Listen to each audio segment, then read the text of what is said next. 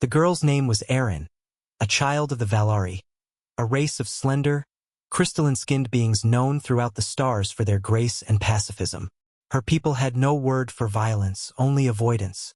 They built their cities in glass-like towers that shone with light, thriving on music, art, and harmony.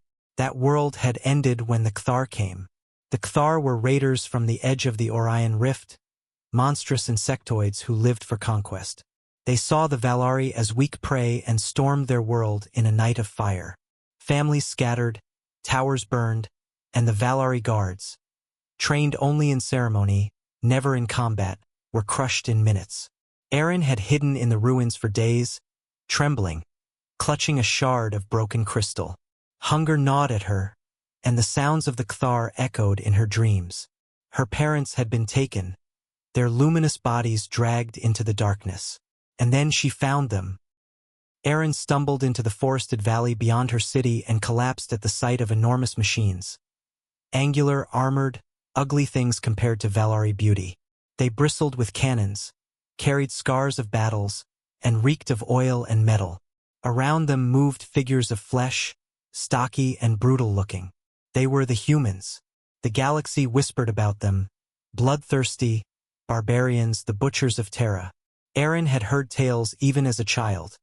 Humans who drank their enemies' fear, who fought not for survival but because they enjoyed it. Among the peaceful Valari, their very existence was a warning. Never draw the gaze of Earth.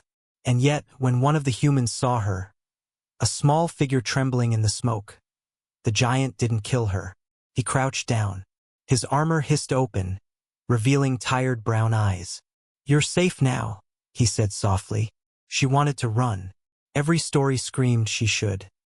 But exhaustion pinned her in place, and when the human lifted her in his arms, she realized he was careful, gentle. The human war camp was nothing like home. Loud, harsh voices barked orders. Metal tools screeched against plating. Weapons lay everywhere, dripping with oil and faintly glowing from plasma charges. Yet within that chaos, she was given food, water, and a blanket. The soldiers called her Kid. One night, she dared to ask the question that had burned in her mind. Why do you fight? My people said humans only love killing.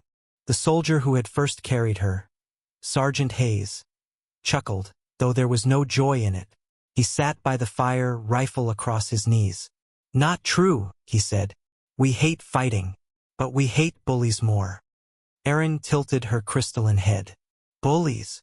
Those who prey on the weak," Hayes explained. "The Cthar?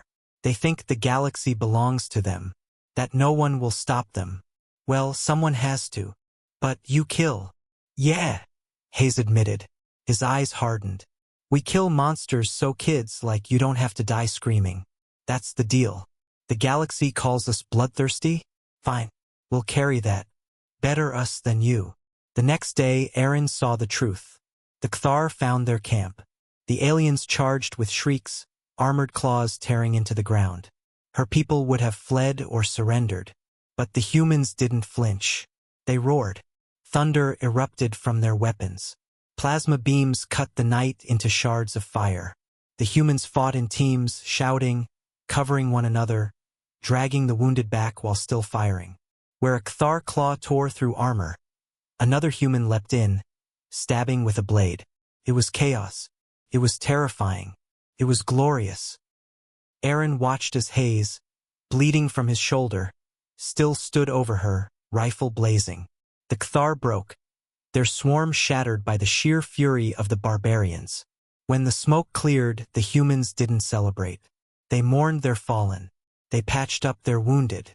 Hayes sat again by the fire, wincing as his arm was bound. Erin, trembling, asked one last time, "So this is why you fight?" Hayes met her crystalline eyes. "Yeah, because someone has to protect the ones who can't." In that moment, Erin realized the galaxy was wrong. The humans were not bloodthirsty beasts. They were guardians draped in the armor of monsters, so that true monsters would fear them. And only those bloodthirsty humans had saved her.